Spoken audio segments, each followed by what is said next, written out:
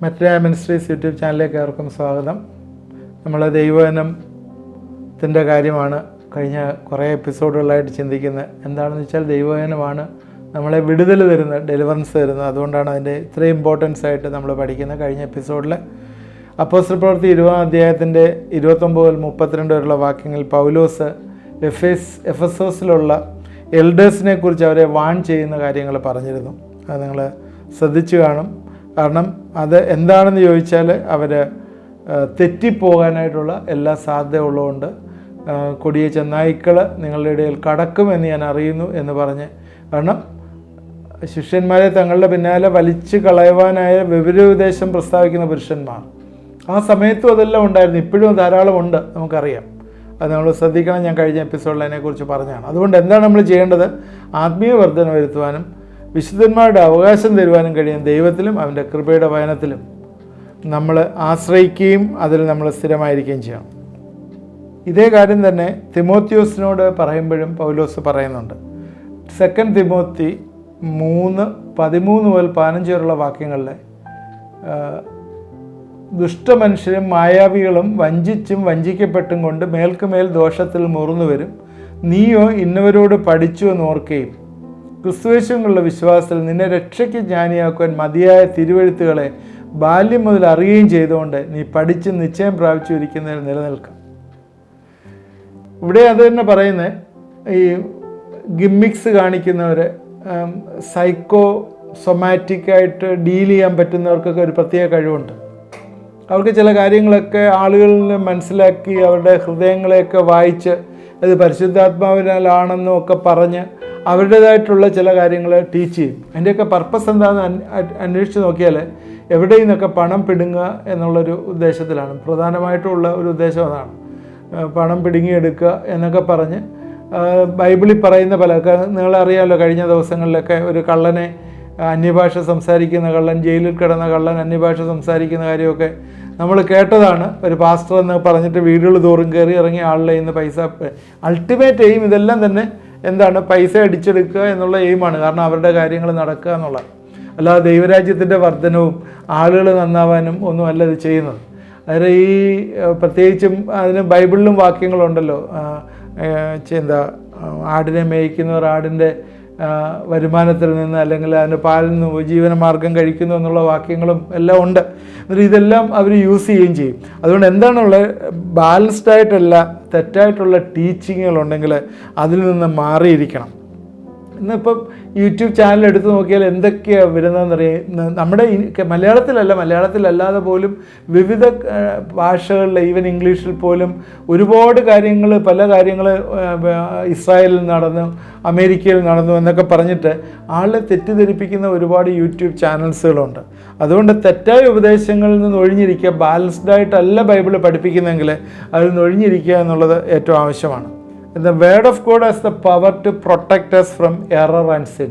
പാപത്തിൽ നിന്നും തെറ്റിൽ നിന്നും നമ്മളെ വിടുവിക്കാനായിട്ട് ദൈവത്തിൻ്റെ വചനത്തിന് കഴിയും. സങ്കീർത്തനം 119:11 പറഞ്ഞിരിക്കുന്നത്, ഞാൻ നിന്നോട് പാപം ചെയ്യാതിരിക്കേണ്ടതിന് നിൻ്റെ വചനത്തെ ഹൃദയത്തിൽ സംഗ്രഹിക്കുന്നു. ഞാൻ നിന്നോട് പാപം ചെയ്യാതിരിക്കാം. പാപം ചെയ്യാതിരിക്കാനായിട്ട് വചനം ഹൃദയത്തിൽ വെച്ചാൽ മതി. എന്ന് പറഞ്ഞാൽ ആ വചനം പാപം ചെയ്യുന്നതിന് മുമ്പ് നമ്മളെ വിലക്കും. നമ്മുടെ ഹൃദയം പറയും അത് ചെയ്യാൻ പാടില്ല എന്ന്. അതുകൊണ്ട് ആ വചനം ഏറ്റവും ആവശ്യമാണ്. ഈവൻ യേശുക്രിസ്തുവിനെ പോലും പരീക്ഷകളെ ജയിച്ചത് മുഴുവൻ ദൈവവചനത്തിലാണ്, നമുക്കറിയാം. ദൈവവചനം കോട്ട് ചെയ്താണ് പിശാചിനെ ഓടിച്ചത്. മത്തായിയുടെ സുവിശേഷം 4-ാം അധ്യായത്തിൻ്റെ 4, 7, 10 3 പരീക്ഷകളിലും യേശു പറഞ്ഞ എന്താ? It is written. അത് എഴുതിയിരിക്കുന്നു, തിരുവെഴുത്തിൽ എഴുതിയിരിക്കുന്നു എന്നാണ് പറഞ്ഞിരിക്കുന്നത്. ഈ തിരുവെഴുത്തുകൾ അന്നേരം ഉണ്ടെങ്കിൽ തിരുവെഴുത്ത് നമ്മൾ ഉപയോഗിച്ചാൽ പിശാച് ഓടിപ്പോകും. അതുകൊണ്ടാണല്ലോ ഈ പിശാച് ഓടിപ്പോകാനായിട്ട് ഇന്ന് ദൈവവചനം, ഈ ബൈബിളൊക്കെ എടുത്ത് തലയുടെ കീഴിൽ വെച്ചിരിക്കുന്നത്. ഈ തലയുടെ കീഴിൽ വെച്ചാൽ അത് പിശാച് ഓടിപ്പോകത്തില്ല. പിശാച് ഓടിപ്പോകുന്നത് ദൈവവചനം നമ്മുടെ ഹൃദയത്തിലുണ്ടായ പിശാച് ഓടിപ്പോകും. കാരണം അത് നമുക്കെടുത്ത് പ്രയോഗിക്കാം, നമ്മുടെ വാക്കുകൾ കൂടി പ്രയോഗിക്കുമ്പോഴാണ് പിശാച് ഓടിപ്പോകുന്നത്. അല്ലാതെ തലയുടെ കീഴിൽ വെച്ചാൽ ഒന്നും പിശാച് ഓടിപ്പോകത്തില്ല. യേശുക്രിസ്തു ദൈവവചനം എടുത്ത് ഉപയോഗിക്കുക ചെയ്ത് റിട്ടൺ. മനുഷ്യൻ അപ്പം കൊണ്ട് മാത്രമല്ല, ദൈവത്തെ മാത്രമേ ആരാധിക്കാവൂ, ഇങ്ങനെയൊക്കെയുള്ള കാര്യങ്ങൾ പറഞ്ഞ് പിശാച് അത് കേട്ട് അത് കീഴ്പ്പെട്ട് പോയി എന്ന് നമ്മളെ കാണും. അതുകൊണ്ട് 11ാമത്തെ പോയിൻ്റായിട്ട് പറഞ്ഞത് word of God has the power to protect us from error and sin. പാപത്തിൽ നിന്നും അതുപോലെ കുറ്റങ്ങളിൽ നിന്നും തെറ്റിൽ നിന്നും നമ്മളെ വിടുവിക്കുന്ന ദൈവത്തിൻ്റെ വചനമാണ്. 12ാമത് ദൈവവചനം ഒരു വിത്താണ്. ഞാനിത് തുടക്കത്തിൽ പറഞ്ഞ കാര്യമാണ്, ലൂക്കോസിൻ്റെ സുവിശേഷം 8ാം അധ്യായത്തിൽ. അതുകൊണ്ട് ഞാൻ ഈ കൂടുതൽ അതിലേക്ക് പോകുന്നത്, ദൈവവചനം ഒരു വിത്താണ്. നല്ല സ്ഥലത്ത് വീണ വിത്ത് വിതച്ചാൽ അത് ഫലം പുറപ്പെടുവിക്കും. അതുകൊണ്ട് ദൈവവചനം വിത്താണ്, അത് ഫലം തരുന്നതാണ്. അതുകൊണ്ടാണ് നീ വെള്ളത്തിൻ്റെ മീതെ എറിയാനായിട്ട് പറഞ്ഞിരിക്കുന്നത്. ദൈവം പറഞ്ഞിരിക്കുന്നതാണ്. അത് ഫലമില്ലാതെ ഇരിക്കുകയില്ല. അതുകൊണ്ട് ദൈവത്തിൻ്റെ വചനം എപ്പോഴും ഫലം തരുന്നതാണ്. അതുകൊണ്ടത് വിതച്ച് അത് 30, 60, 100 മേനി ഫലം കായ്ക്കും. അതൊരു പ്രോഗ്രസീവ് ഗ്രോത്താണ് വരേണ്ടത്. 60, 30, 100, 60, 30 എന്നൊക്കെ ഉപരിയായിട്ട് 30, 60, 100 മേനി ഫലം കായ്ക്കും. നിങ്ങൾ ആ കമൻറ്റ് ബോക്സിൽ അതിനെക്കുറിച്ചൊരു അഭിപ്രായം നിങ്ങൾ എഴുതുക. നിങ്ങളിത് വാച്ച് ചെയ്യുന്നവരാണെങ്കിൽ അത് എഴുതുക. ബൈബിളിൽ എന്താണ് അങ്ങനെ പറഞ്ഞിരിക്കുന്നത്, 100, 60, 30 മേനി ഫലം കായ്ക്കുന്ന എന്ന് പറഞ്ഞ് ഒരു ഡിസെൻഡിങ് ഓർഡറിൽ എഴുതാനുള്ള കാരണം നിങ്ങൾ അതിനകത്ത് എഴുതുക. ഇത് ഞാൻ ഉദ്ദേശിച്ച ദൈവവചനം വിത്താണ്, അത് ഫലം കായ്ക്കുന്നതാണ്. എഫേസ്യർ 6:17 ദൈവവചനം എന്ന ആത്മാവിൻ്റെ വാൾ കൈക്കൊള്ളുവിൻ. ഇവിടെ ദൈവവചനം ഒരു വാളായിട്ടാണ് പറയുന്നത്. ദൈവവചനം ഒരു വാൾ, ആത്മാവിൻ്റെ വാൾ. ദൈവവചനം എന്ന ആത്മാവിൻ്റെ വാൾ എന്ന് പറഞ്ഞാൽ എന്താണ് അതിൽ മനസ്സിലാക്കുന്നത്? ദ സോഡ് ഓഫ് ദ സ്പിരിറ്റ് എന്ന് പറഞ്ഞാൽ ആത്മാവിൻ്റെ വാൾ. നമുക്കറിയാം ആത്മാവ് ദൈവം തന്നാണ്, അല്ലേ? നമ്മളിലെ ആത്മാവ് ഇട്ടത് ദൈവമാണ്. ദൈവം നമ്മളെ ആത്മാവ് നമ്മളിൽ ഇട്ടിരിക്കുമ്പോൾ ഈ ആത്മാവിനെ പ്രൊട്ടക്റ്റ് ചെയ്യുന്നത്, നേരത്തെ ഇങ്ങനെ എപ്പോഴും ഒരു ചിന്ത ഉണ്ടാകുന്ന രക്ഷ നഷ്ടപ്പെടുവോ ഇല്ലയോ എന്നൊക്കെയുള്ള ചിന്തകൾ വരുമ്പോൾ ഈ ആത്മാവിനെ പ്രൊട്ടക്റ്റ് ചെയ്യുന്നത് എന്ന് വെച്ചാൽ സൂക്ഷിക്കുന്നത് ദൈവവചനമാണ്. അതാണ് വാള്. അതിനെതിരായിട്ട് വരുന്നതിനെല്ലാം ദൈവവചനം വെട്ടും. അത് ഇരുവായ്ത്തലയുള്ള വാളാണെന്നാണ് എബ്രായർ 4:12 പറയുന്നത്. ഇരുവായ്ത്തലയുള്ള വാള്. എബ്രായർ 4:12 ദൈവത്തിൻ്റെ വചനം ജീവനും ചൈതന്യവുമായി ഇരുവായ്ത്തലയുള്ള ഏത് വാളിനേക്കാളും മൂർച്ചയേറിയതും പ്രാണനെയും ആത്മാവിനെയും സന്ധിമജ്ജകളെയും വേർപിടിക്കും വരെ തുളച്ചു ചെല്ലുന്നു. ഇവിടെയും ആ ഇരുവായ്ത്തലയുള്ള വാളിൻ്റെ എഫക്റ്റിലാണ് ഇവിടെയും പറയുന്നത്. ഇവിടെ ആത്മാവിനെ വേർപിടിക്കും വരെ തുളച്ചു ചെല്ലുന്നത്. ഈ ആത്മാവിനെ പ്രൊട്ടക്റ്റ് ചെയ്യാനായിട്ട് ദൈവത്തിൻ്റെ വചനം എന്ന വാളാണ് ഉപയോഗിക്കുന്നത്. അതുകൊണ്ട് നമ്മുടെ ഉള്ളിൽ ദൈവം ഇട്ടിരിക്കുന്ന ആത്മാവിനെ ദൈവം എന്ന വാളിനാൽ പ്രൊട്ടക്റ്റ് ചെയ്യണം. അതുകൊണ്ട് ഭയങ്കര പ്രധാനപ്പെട്ട ഒന്നാണ്. ഒരിക്കലും ആത്മാവ് കറപ്റ്റഡായി പോകാൻ പാടില്ല.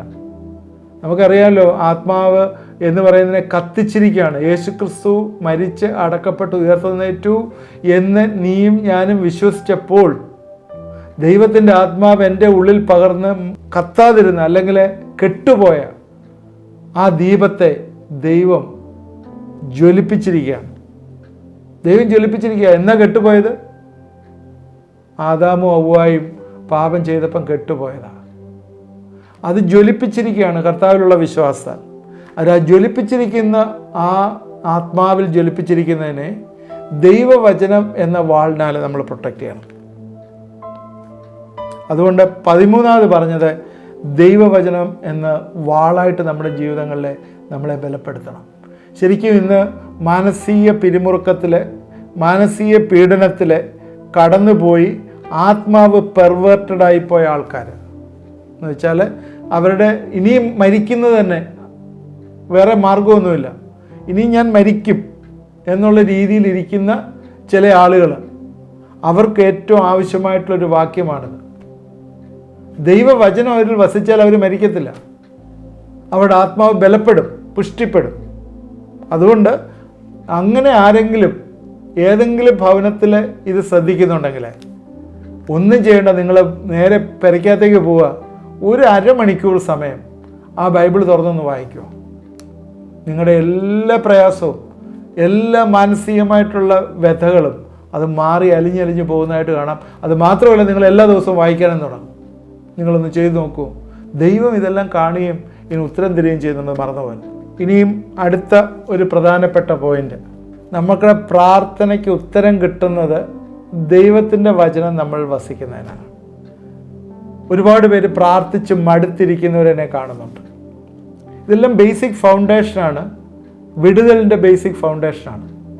എന്നെ കാണുന്ന ഒരുപാട് പേരുണ്ട് പ്രാർത്ഥിച്ച് മടുത്ത്, കർത്താവേ ഞാൻ എത്ര നാളായിട്ടത് പ്രാർത്ഥിക്കുന്നു, ആ വിഷയം ഞാൻ എല്ലാ ദിവസവും ഉപവസിച്ച് പ്രാർത്ഥിക്കുന്നു, എനിക്കതിന് ഉത്തരം കിട്ടുന്നില്ല. ആത്മാവിൻ്റെ പ്രവർത്തനം കൂടെ പറയുമ്പോൾ എൻ്റെ ഫുള്ളായിട്ട് പറയും, ഇപ്പം അതെല്ലാം പറഞ്ഞു തരാൻ പറ്റില്ല. യോഹന്നാൻ 15:7 നിങ്ങൾ എന്നിലും എൻ്റെ വചനം നിങ്ങളിലും വസിച്ചാൽ നിങ്ങൾ ഇച്ഛിക്കുന്ന എന്തെങ്കിലും അപേക്ഷിപ്പിന് അത് നിങ്ങൾക്ക് കിട്ടും. ഹലോ, ശ്രദ്ധിക്കുക, നിങ്ങൾ എന്നിലും എൻ്റെ വചനം നിങ്ങളിലും. അങ്ങനെ വസിച്ചുകൊണ്ട് പ്രാർത്ഥിക്കുമ്പോഴാണ് അത് നിങ്ങൾക്ക് കിട്ടുന്നത്. അതെന്താ ബ്രദറെ അങ്ങനെ എനിക്കത് മനസ്സിലാവുന്നില്ലല്ലോ എന്ന് നിങ്ങൾ പറയും. ദൈവത്തിൻ്റെ വചനം നമ്മളിൽ വസിക്കുമ്പോൾ കൂടെ ആരുമുണ്ട്? ആത്മാവുമുണ്ട്. നമ്മൾ വസിക്കുമ്പോൾ എന്താ സംഭവിക്കുന്നത്? കർത്താവേ എനിക്ക് ലോട്ടറി അടിക്കണമേ എന്ന് നിങ്ങൾ പ്രാർത്ഥിക്കുമോ? ഇല്ല. അല്ലെങ്കിൽ നിങ്ങളുടെ ആവശ്യമല്ലാത്തൊരു മോണിറ്ററി ബെനിഫിറ്റിനോ വേറെ അയൽക്കാരൻ്റെ ദോഷത്തിനു വേണ്ടിയോ ബൈബിളിൽ പറയുന്ന പ്രിൻസിപ്പിളിന് എതിരായിട്ട് നിങ്ങൾ പ്രാർത്ഥിക്കാനായിട്ട് പരിശുദ്ധാത്മാവ് നിങ്ങളെ സമ്മതിക്കത്തില്ല. മനസ്സിലായല്ലോ പറഞ്ഞത്? ദൈവത്തിൻ്റെ വചനം നിങ്ങൾ വസിക്കുമ്പോൾ ദൈവത്തിന് ഇഷ്ടമുള്ള രീതിയിലേ നിങ്ങൾ പ്രാർത്ഥിക്കുകയുള്ളൂ. അന്നേരം നിങ്ങളുടെ പ്രാർത്ഥനകൾ ദൈവം ആ രീതിയിൽ ട്രാൻസ്ഫോം ചെയ്യും. ഇതുമായിട്ട് ചേർന്ന് ഒരു വാക്യം കൂടെ വായിക്കാം. ആത്മാവിൻ്റെ കാര്യം പറയുമ്പം പറയേണ്ട വാക്യമാണെങ്കിൽ ഇപ്പോൾ നിൻ്റെയോട് ചേർന്നത് വായിച്ചില്ലെങ്കിൽ അത് മനസ്സിലാവത്തില്ല. റോമർ 8:26 അതുകൊണ്ട് തന്നെ ആത്മാവ് നമ്മളെ ബലഹീനതയ്ക്ക് തുണ നിൽക്കുന്നു, വേണ്ടും പോലെ പ്രാർത്ഥിക്കേണ്ടത് എന്തെന്ന് നാം അറിയുന്നില്ലല്ലോ, ആത്മാവ് തന്നെ ഉച്ചരിച്ചു കൂടാത്ത ഞരക്കങ്ങളാൽ നമുക്ക് വേണ്ടി പക്ഷപാതം ചെയ്യുന്നു. ഇവിടെ ആത്മാവിൻ്റെ ചില ക്വാളിറ്റീസ് പറയുമ്പോഴാണ്, അല്ലെങ്കിൽ പ്രാർത്ഥനയുടെ ചില കാര്യങ്ങൾ പറയുമ്പോൾ പറയേണ്ടതാണ്. എന്നാൽ ഇവിടെ പറയുന്ന കാര്യം പ്രാർത്ഥിക്കാനായിട്ട് ദൈവത്തിൻ്റെ വചനം സഹായിക്കുന്നത് എങ്ങനെയാണെന്ന് ചോദിച്ചാൽ നമുക്ക് പ്രാർത്ഥിക്കാൻ അറിയത്തില്ല. അത് തന്നെ കാര്യം. അതുകൊണ്ട് ദൈവഹിതത്തിൽ നിന്ന് പ്രാർത്ഥിക്കണമെങ്കിൽ ദൈവത്തിൻ്റെ വചനം നമ്മൾ വസിക്കണം. എന്ന് പറഞ്ഞാൽ വചനം ഇങ്ങനെ കോട്ട് ചെയ്ത് ചില സഭായോഗങ്ങളിലൊക്കെ ആളുകൾ എനിക്ക് വചനത്തിന് ഒരുപാട് പരിജ്ഞാനമുണ്ട്, എനിക്ക് കാണാതെ അറിയാമെന്ന് പറഞ്ഞ് വചനം കോട്ട് ചെയ്ത് ദൈവത്തെ പ്രീതിപ്പിക്കുക അല്ലെങ്കിൽ ദൈവത്തോട് പറയുന്നൊരു കാര്യമല്ല. വചനം കോട്ട് ചെയ്യുന്നതിന് കുഴപ്പമില്ലായിരിക്കാം, എന്നാൽ വചനം കോട്ട് ചെയ്ത് ദൈവത്തെ ഓർപ്പിക്കുകയല്ല ഇവിടെ ആവശ്യം. ദൈവഹിതമനുസരിച്ച് നമ്മൾ ദൈവത്തോട് പറയുക. അതുകൊണ്ട് നിങ്ങൾ പ്രാർത്ഥിക്കുമ്പോൾ ദൈവവചനപ്രകാരം പ്രാർത്ഥിക്കണം, അപ്പോഴേ അത് നിങ്ങൾക്ക് കിട്ടും. അതുകൊണ്ട് പ്രാർത്ഥിക്കാൻ സഹായിക്കാൻ ദൈവവചനം നിങ്ങളെ ഇടവരുത്തുന്നു എന്നുള്ളതാണ്. നമ്മളിന്ന് 4 കാര്യങ്ങളാണ് പറഞ്ഞത്. ഒന്ന്, ദൈവവചനം നമ്മളെ കുറ്റങ്ങളിൽ നിന്നും പാപങ്ങളിൽ നിന്നും വിടുവിക്കുന്നു. ദൈവവചനം നമ്മൾ സംഗ്രഹിക്കണം, തെറ്റായിട്ടുള്ള പഠിപ്പിക്കലിൻ്റെ കീഴിൽ നമ്മൾ പോകരുത്. രണ്ടാമത് പറയും ദൈവവചനം വിത്താണ്, അത് വിതച്ചു കഴിഞ്ഞാൽ 100 മേനി ഫലം കായ്ക്കും. അതുകൊണ്ട് ദൈവവചനം നമ്മൾ എടുക്കുകയും വിതയ്ക്കുകയും ചെയ്യണം എന്ന് പറഞ്ഞു. മൂന്നാമത് പറഞ്ഞ് ദൈവവചനം ആത്മാവിൻ്റെ വാളാണ്. ഈ വാള് നമ്മുടെ ആത്മാവിനെ പ്രൊട്ടക്റ്റ് ചെയ്യുന്നതാണ്. അതുകൊണ്ട് നമ്മൾ ദൈവവചനത്തിൽ ഉണ്ടാവും. നാലാമത് നമ്മൾ പറഞ്ഞത് ഇതാണ്, ദൈവവചനം നമ്മളെ പ്രാർത്ഥിക്കാൻ സഹായിക്കുന്നു എന്ന് പറഞ്ഞു.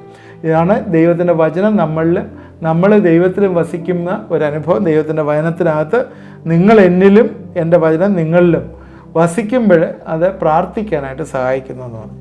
ഇതെല്ലാം പറഞ്ഞ കാര്യം എന്താണ്? ഇതെല്ലാം നമുക്ക് ഒരു ഡെലിവറൻസ് നമ്മുടെ ലൈഫിൽ തരുന്നതാണ്. ദൈവവചനത്താലുള്ള ആത്മാവിൻ്റെ പ്രൊട്ടക്ഷൻ, നിരാശയിൽ നിന്നുള്ള വിടുതൽ, പ്രൊഡക്റ്റീവ് ആവുക, ദൈവവചനം വിതയ്ക്കുക, പ്രൊഡക്റ്റീവ് ആവുക, പ്രാർത്ഥിക്കുക, ദൈവഹിതപ്രകാരം പ്രാർത്ഥിക്കുക, ഇതെല്ലാം ദൈവം കേൾക്കും. അതുപോലെ പാപത്തിൽ നിന്നുള്ള വിടുതൽ പ്രാപിക്കുക, ഇതെല്ലാം ദൈവവചനത്തിലുള്ളതാണ്. ഇന്ന് എന്നെ കേൾക്കുന്ന പ്രിയപ്പെട്ടവരെ, നിങ്ങൾ ഒരുപാട് പ്രയാസങ്ങൾ, ഒരുപാട് കാര്യങ്ങൾ തരണം ചെയ്തുകൊണ്ടേയിരിക്കുകയാണ്. ഉദ്ദേശിക്കുന്ന കാര്യങ്ങളൊന്നും നടക്കുന്നില്ലെങ്കിൽ ദൈവവചനത്തിലേക്കൊന്ന് കോൺസെൻട്രേറ്റ് ചെയ്യൂ, ദൈവവചനം ഒന്ന് പഠിക്കൂ. നേരത്തെ ഞാൻ വീണ്ടും പറഞ്ഞ ആ സ്റ്റേറ്റ്മെൻറ്റ് വീണ്ടും പറയാം. ദൈവവചനം ദിനം പ്രതി ധ്യാനിക്കുന്നവരെ ലോകത്തിലെ ഒരു ശക്തിക്കും തോൽപ്പിക്കാൻ കഴിയില്ല. എത്രയും കൂടുതൽ ദൈവവചനത്തിലിരിക്കുന്നു അത്രയും നിങ്ങൾ സക്സസ്ഫുൾ ആകുകയാണ്, അത്രയും കൂടുതൽ നിങ്ങൾ വിക്ടോറിയസ് ആകുകയാണ്. അത് നമ്മളൊരിക്കലും മറന്നു വരുന്നു. നമുക്ക് പ്രാർത്ഥിക്കാം. ദൈവമായ കർത്താവേ, ഈ പ്രിയപ്പെട്ടവരിത് കണ്ടുകൊണ്ടിരിക്കുന്നവരെ ഞങ്ങൾ ഏൽപ്പിച്ച് പ്രാർത്ഥിക്കും. ഞങ്ങളുടെ ജീവിതത്തിലെ കർത്താവെ, നിരാശയുടെ ഘട്ടങ്ങൾ പലതുമുണ്ട്. ഈവൻ ചില ആളുകൾ സൂയിസൈഡ് ചെയ്യണമെന്നവരെ ചിന്തിക്കുന്ന ആൾക്കാർ, ഇനി എന്തിനാണ് മുമ്പോട്ട് ജീവിക്കുന്നതെന്ന് ചിന്തിക്കുന്ന ആൾക്കാർ, അങ്ങനെയൊക്കെ ഉള്ളവരുടെ ജീവിതത്തിലെ കർത്താവെ, ദൈവവചനം അവരെ പ്രൊഡക്റ്റീവ് ആക്കുന്നതാണ് എന്ന് ഞങ്ങൾ അറിയുന്നു. ദൈവമേ, തക്കകാലത്ത് ഫലം കായ്ക്കുന്നതും ഇലവാടാത്തതുമായ വൃക്ഷം പോലെ ഇരിക്കുന്നു അനുഭവം കർത്താവെ അവരുടെ ജീവിതങ്ങളിൽ കൊടുക്കണമേ എന്ന് പ്രാർത്ഥിക്കുന്നു. കർത്താവെ, ആത്മാവിനെ കർത്താവെ തെറ്റിച്ചുകൊണ്ട് പോകാനായിട്ട് പിശാച് നോക്കുമ്പോഴേ, ദൈവം കൊടുത്തിരിക്കുന്ന ആ ലൈറ്റ് കെടുത്തിക്കളയാനായിട്ട് പിശാച് ശ്രമിക്കുമ്പോഴേ, പാപത്തിൽ വീണ്ടും ആണ്ടുകിടക്കാനുള്ള പ്രേരണ പിശാച് കൊടുക്കുമ്പോഴേ, എന്നോട് ചേർന്ന് പ്രാർത്ഥിക്കുന്നവരെ രക്തവളപ്പിലെ സൂക്ഷിക്കുകയും കർത്താവെ നല്ല ഫലം കായ്ക്കുവാനായിട്ട് അവരെ നിലനിർത്തുകയും ചെയ്യണമെന്ന് പ്രാർത്ഥിക്കുന്നു. നല്ല ഫലങ്ങൾ പുറപ്പെടുവിക്കട്ടെ എന്ന് പ്രാർത്ഥിക്കുന്നു. ദൈവസന്നിധിയിൽ നീതിയോട് ജീവിക്കുന്നവരായിരിക്കാൻ സഹായിക്കണം. തെറ്റിലേക്ക് ഡൈവേർട്ട് ചെയ്തു പോകാനായിട്ട് ഒരിക്കലും നീ അനുവദിക്കരുത് എന്ന് പ്രാർത്ഥിക്കുന്നു. ലോകത്ത് ഒരുപാട് കാര്യങ്ങൾ കാണുന്നുണ്ട്, അതെല്ലാം ശരിയാണെന്ന് പറഞ്ഞ് അതിൻ്റെ പുറകെ പോകാതെ സ്വർഗീയമായിട്ടുള്ള മഹത്വം ദർശിച്ച് ദൈവത്തിൻ്റെ കൽപ്പന പോലെ ജീവിപ്പാനായി പ്രിയപ്പെട്ടവരെ ഇടവരുത്തുകയും സഹായിക്കുകയും ചെയ്യണമേ. ജീവിതത്തിലെ പല കാര്യങ്ങൾ ആഗ്രഹിച്ചിട്ട് നടക്കാതിരിക്കുന്ന ആളുകൾ, പ്രത്യേകിച്ച് വിദേശങ്ങളിലൊക്കെ യാത്ര ചെയ്യണം, പഠിക്കണം, ജോലി ചെയ്യണം എന്നൊക്കെ ആഗ്രഹിക്കുന്നു. എന്നാൽ ചില കാര്യങ്ങൾ ദൈവത്തിൻ്റെ ഹിതത്തിലേക്ക് വിട്ടുകൊടുക്കുമ്പോഴേ ദൈവം അതിലും വലിയ കാര്യങ്ങൾ ഇവിടെ ചെയ്തു കൊടുക്കുന്ന ദൈവമാണ്. കർത്താവേ, ഞങ്ങൾ അങ്ങനെയുള്ളവരെ പ്രത്യേകം ദൈവകരങ്ങളിലേക്ക് സമർപ്പിച്ച് പ്രാർത്ഥിക്കുന്നു. നിൻ്റെ ഹിതം ക്ലിയറായിട്ട് അവർക്കൊന്ന് വെളിപ്പാക്കി കൊടുക്കുക. വിദേശത്ത് ജോലി അന്വേഷിച്ചിരിക്കുമ്പോഴേ നാട്ടിൽ തന്നെ അതിലും ബെറ്ററായൊരു ജോലി നീ ഒരുക്കി കൊടുക്കാനായിട്ട് മതിയായിട്ടുള്ള ദൈവമാണെങ്കിൽ നീ അത് കാണിച്ചു കൊടുക്കുക കർത്താവേ എന്ന് പ്രാർത്ഥിക്കുന്നു. സ്തോത്രം. ജോലിയുമായിട്ട് ബന്ധപ്പെട്ട് ചില പ്രയാസം അനുഭവിക്കുന്ന ചില വ്യക്തികൾ ഇത് കാണുകയും നിങ്ങൾ എന്നോട് ചേർന്ന് പ്രാർത്ഥിക്കുക. ദൈവം അതിനൊരു സൊല്യൂഷൻ ഇന്ന് രാത്രികാലം തന്നെ ദൈവം തൻ്റെ ദൂതനെ അയച്ച് അതിനൊരു സൊല്യൂഷൻ നിങ്ങൾക്ക് തരും. എന്നോട് ചേർന്ന് നിങ്ങളൊന്ന് പ്രാർത്ഥിക്കുമോ? ദൈവത്തിൻ്റെ വലിയ അനുഗ്രഹം നിങ്ങൾ വരുന്നതായിട്ട് നിങ്ങളെ കാണും. സ്തോത്രം. ഭവനവുമായിട്ട് ബന്ധപ്പെട്ട് ചില പ്രയാസങ്ങളിലിരിക്കുന്നവർ, റിലേഷൻഷിപ്പ് ഇഷ്യൂസിൽ, ഭാര്യ ഭർത്തൃ ബന്ധത്തിൽ, അതുപോലെ ഇൻലോസിൻ്റെ ബന്ധങ്ങളിലെ ഒക്കെ മാനസികമായിട്ട് പിരിമുറുക്കത്തിലിരിക്കുകയും അന്യോന്യം സംസാരിക്കാതിരിക്കുകയും ചെയ്യുന്ന ചില വ്യക്തികളെ ഇത് കാണുന്നു. സ്തോത്രം. എല്ലാ അൺഫർഗീവ്നെസ് സ്പിരിറ്റും യേശുവിൻ്റെ നാമത്തിൽ മാറിപ്പോട്ടെ എന്ന് പ്രാർത്ഥിക്കുന്നു. അന്യോന്യം ക്ഷമിക്കുകയും കരുതുകയും ചെയ്യുവാനായിട്ട് നിങ്ങൾ ഇന്ന് രാത്രികാലം ആ ടെലിഫോൺ എടുത്ത് നിങ്ങളോട് വിദ്വേഷമുള്ളവരെ വിളിച്ച് ഒരു നല്ല വാക്ക് സംസാരിപ്പാൻ ദൈവം നിങ്ങൾക്ക് ഇടവരുത്തട്ടെ എന്ന് പ്രാർത്ഥിക്കുന്നു. റിലേഷൻഷിപ്പ് ഡെവലപ്പ് ചെയ്യുവാനായിട്ട് ദൈവത്തിൻ്റെ ആത്മാവ് ഇന്ന് രാത്രികാലം നിങ്ങളോട് സംസാരിക്കുന്നു. ദൈവത്തിൻ്റെ ആത്മാവ് നിങ്ങളോട് ഇന്ന് ഇടപെടുന്നു, സ്പെസിഫിക്കായിട്ട് ഇടപെടുന്നു. ആ വ്യക്തിബന്ധങ്ങൾ ബലപ്പെടട്ടെ എന്ന് പ്രാർത്ഥിക്കുന്നു. അതാണ് ദൈവത്തിന് നിങ്ങളെക്കുറിച്ച് ഉദ്ദേശിക്കുന്നത്.